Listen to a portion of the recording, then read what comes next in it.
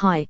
In this video, we will see how rejection note can be generated and how stock is adjusted.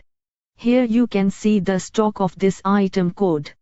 Go to Rejection Entry.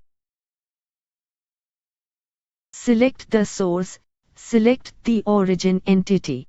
simpliRP ensures that who reported it is recorded. Please select the date.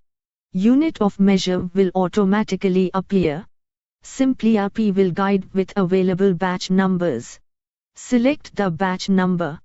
Please enter quantity. It's very important to select the reason for filtering later, so that any reoccurrence of damages can be monitored. Click Save. A rejection note is generated.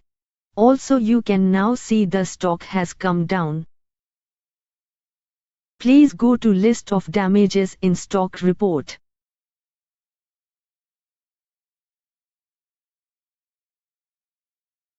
Select the date range.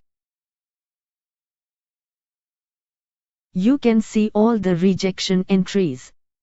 You can click and view the rejection note itself. Also, it will clearly inform who reported rejection, remarks and reasons for rejection. simpliRP is the easiest way for material management. Please feel free to contact us for more info. Thank you.